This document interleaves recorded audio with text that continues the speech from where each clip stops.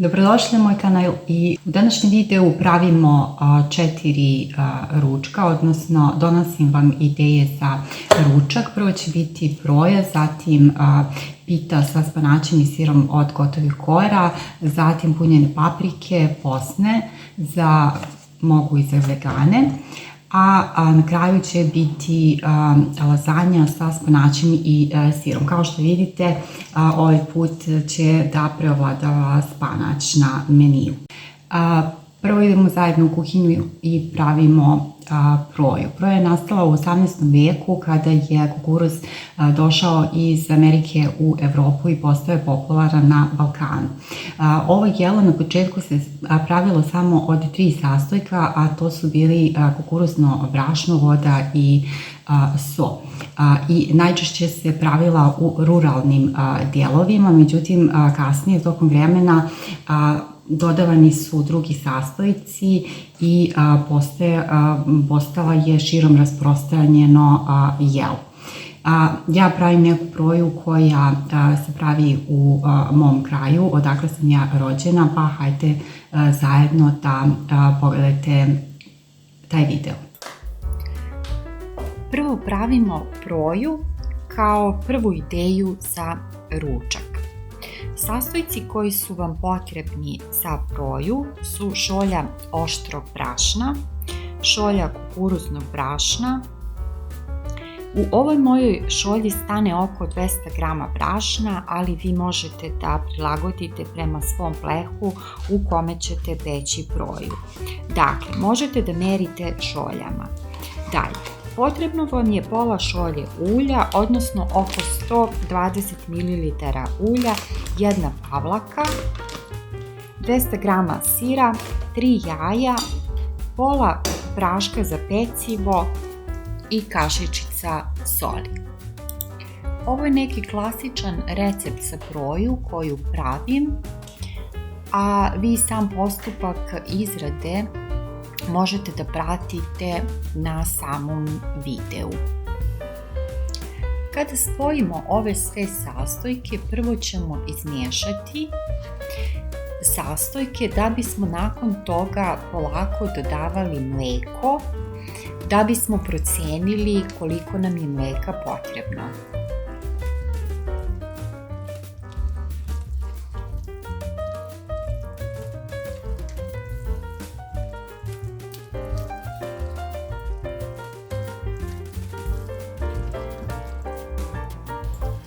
Znači, dodajemo mlijeko da bismo dobili potrebnu smesu za proju. Ta smesa ne bi trebala da bude ni previše gusta, niti rijetka, odnosno možda malo ređa, tada će proja biti rastresita, a ne onako nabijena, gnjecava, ne znam kako drugačije da kažem.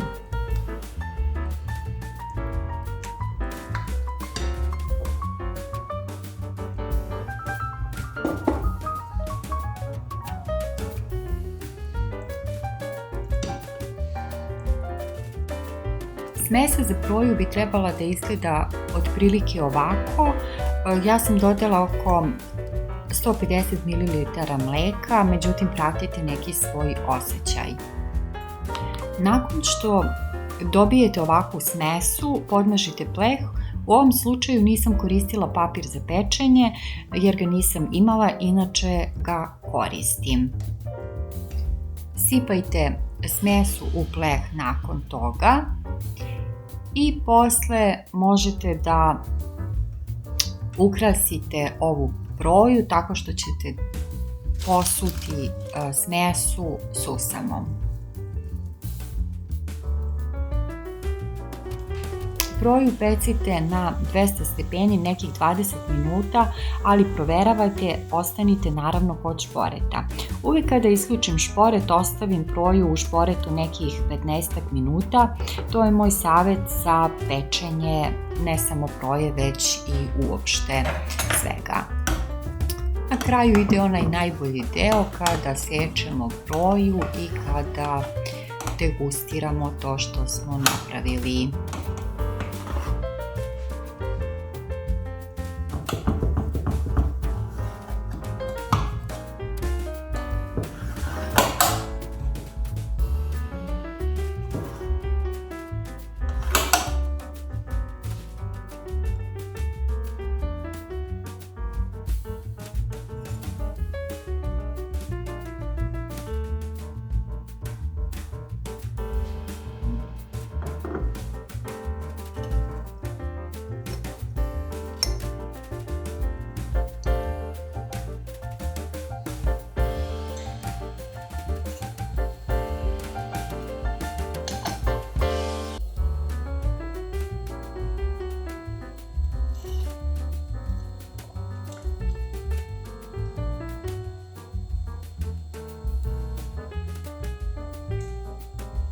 Nadam se da vam se svidio recept za proju, ostavite neki komentar, a sada ćemo da pravimo pitu sa spanačem i sirom od gotovih kora, tako da ne morate mnogo da se mučite ako budete pravili ovaj recept.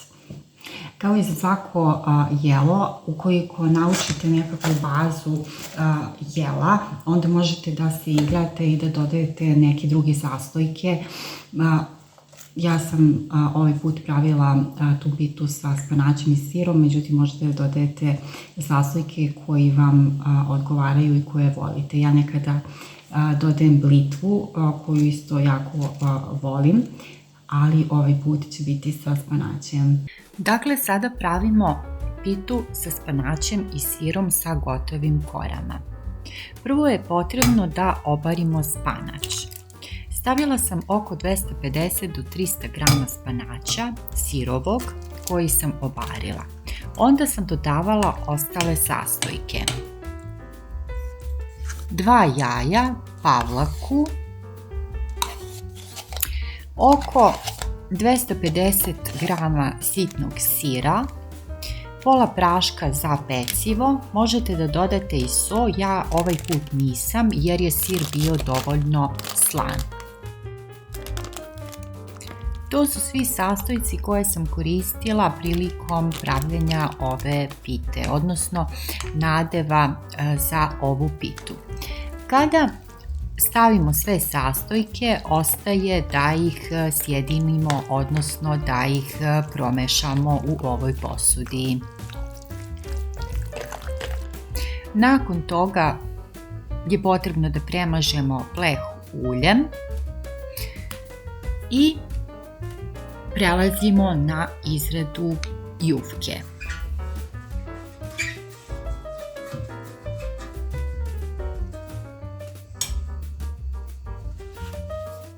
Kupila sam oko pola kilograma kore za gibanice i pite, ali nisam koristila sve, ostalo mi je nešto tih kora.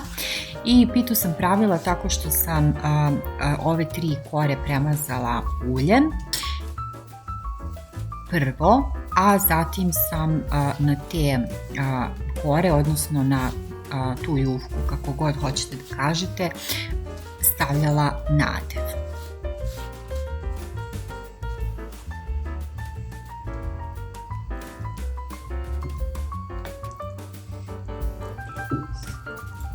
Nadev za ovu pitu možete da podelite na 3 dela da biste imali dovoljno nadeva za sve 3 jufke. Koliko je meni bilo moguće da stavim u pleh, a vi ćete već sami odrediti prema tome koliki vam je pleh u kome ćete da pečete pitu. Deo nadeva sam ostavila za premazivanje jufki na kraju, da pita ne bi bila onako skorela, već da bi bila mekana i hrskava u isto vrijeme. Tako da to je neki moj savjet da i vi uradite. Skoro sam negde pročitala da je omiljeno jelo u Srbiji pita i bila sam jako iznenađena, budući da sam ja mislila da je to sarma ili podvarak ili Karađorđeva šnicla, međutim ne. Omiljeno jelo u Srba je u stvari pita. I sada ja ponavljam ovaj postupak pravljenja jufke za pitu, ne razlikuje se ni malo od prethodnog puta.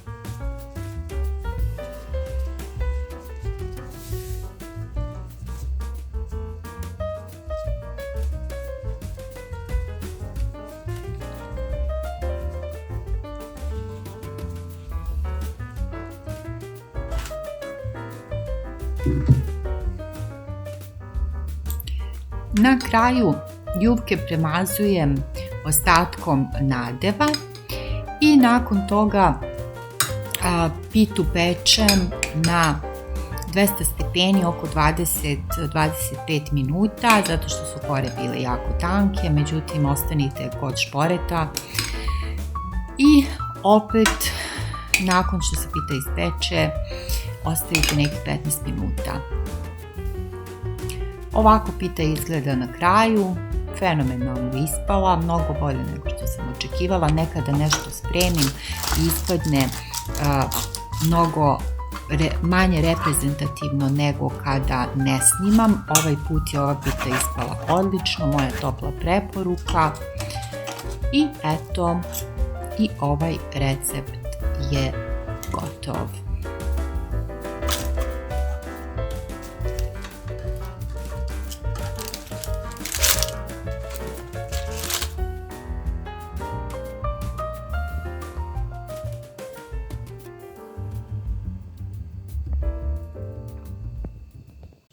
Nakon pite sa spanaćem i sirom pravimo bosne punjene paprike. Vidjet ćete sastojke. Sastojci su krajnje jednostavni i maltene svako ih ima u svojoj kuhinji.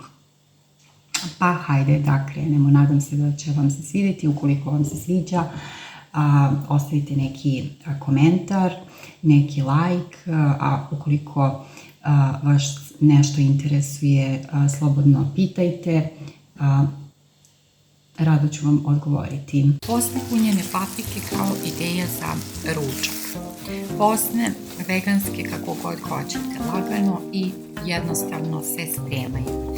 Za početak sam izinstala luk sa začinim. Od začina koristila sam sirovi peršun, mleveni papriku, so, malo đumbira i bagetu, odnosno suvi začin. Zatim sam dodala šargarepu i izinstala je u istom loncu, kako se kaže. Onda sam dodala pirinač. Za 4 paprike sam koristila oko 100 grama pirinča. Kada izinstamo svu ovu smesu, smesa za punjene paprika je gotova.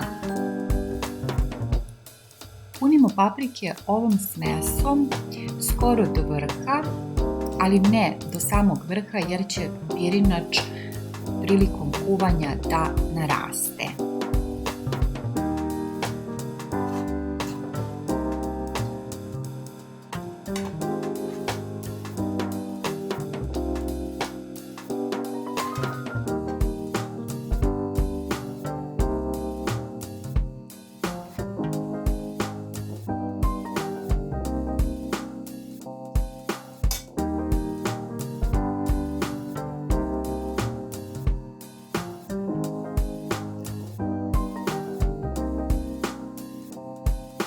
Ovako napunjene paprike kuvamo u šerpi u kojoj sam dodala vodu i paradajz pelat. I kuvamo ih oko 45 minuta ili možda malo manje na laganoj vatri. Nakon toga su paprike gotove i spremne su za obrok.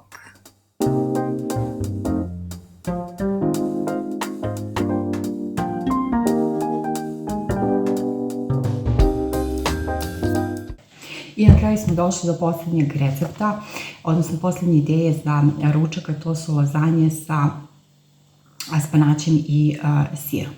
Ja sam koristila kačkavalj i sitan sir kao zamjenu za rikota sir koji je sastojak koji se koristi u originalnom receptu, koji je naravno došao iz Italije, kao i klasične lazanje polonjeze koje također imate na mom kanalu ukoliko vas one interesuju. Nova ideja za ručak su lazanje sa spanaćem i sirom. Počinjemo tako što ćemo ovariti oko 250 grama spanaća i pomešati sa oko 250 grama sira. Nakon toga pravimo bešamel sos. Za njega su nam potrebni oko 70 g putera, 2 kašike brašna, 500 ml mleka, so i kašičica muskatnog oraščića. Ove sastojke za bešamel sos mešamo na zagrejanoj ringli.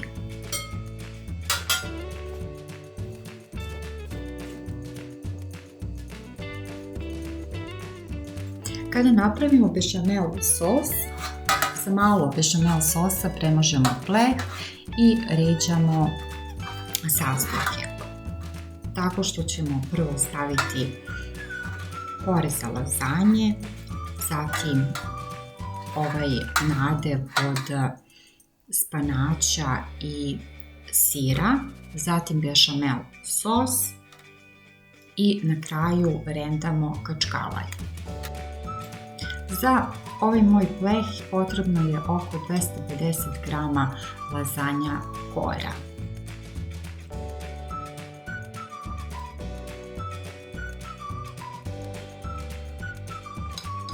Ove lazanje sa spanaćem su nešto lakša verzija za razliku od lazanje bolognjeza i savjet je da se pojedu cijele za jedan dan jer nije pametno zalediti spanać zato što ne želite da jedete ništa. Ovo jelo se brzo i jednostavno pravi i mislim da svako može da ga napravi veoma lako i da ispadne veoma dobro i ukoliko ga prvi put sprema. To je ono jelo iz serije recepata za očajne domaćice, a to su sve one domaćice tipa iz serije Desperate Housewife.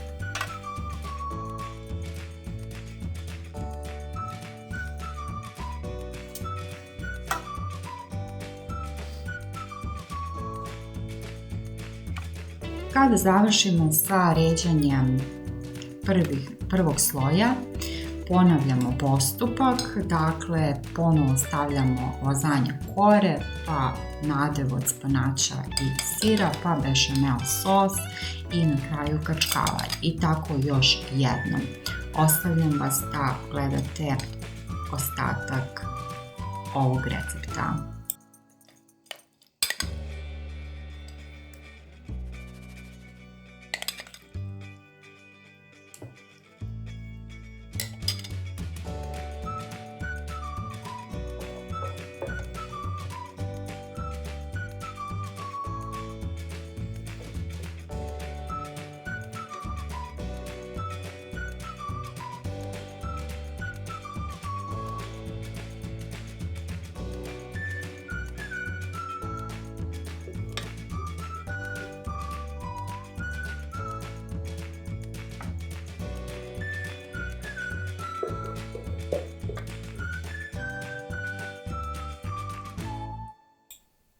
Ove lazanje imaju 3 sloja lazanja kora i svega ostalog, samo što ja nisam pokazivala na ovom videu celokupan postupak izrade zato što bi video bio dosta dugačak. Kada završimo sa ređanjem svih slojeva, nakon toga posipamo parmezan na kraju. I otprilike to je to. Nakon toga pečemo lazanje na 200 stepeni, veoma kratko, nekih 15 minuta, međutim proveravajte kao i uvek, kao i svaki put i naše lazanje su gotove. Kao što možete vidjeti izgledaju odlično, pojedite ih isti dan jer spanać gubi svoje nutritivne vrijednosti, tako da nema svrhe da ga zaledite i jedete naknadno. Uživajte, šta da vam kažem. Ovo je bila moja serija predloga za nedeljni odnosno za ručak, ne mora da bude nedeljni. I ukoliko ste ostali sa mnom do kraja ovog videa, hvala vam, jer na taj način najbolje doprinosite razvoju ovog kanala. Naravno, ukoliko vam se svideo video, ostavite like, komentar, spremna sam za svaku vrstu komentara, pitanja ili nekih zapažanja koja imate, na sve odgovaram. I pišite mi da li vam se sviđa ovakav tip videa na kanalu, da li biste voljeli da nastavim sa ovakvim tipom videa. Do sljedećeg videa ostavite mi zdravo i hranite se zdravo i nadam se da sam vas odgovorila od ideje da odete u restoran ili da odete do pekare ili prodavnice, već da pokušate sebi da napravite neki svoj obrok. Ćao, čao!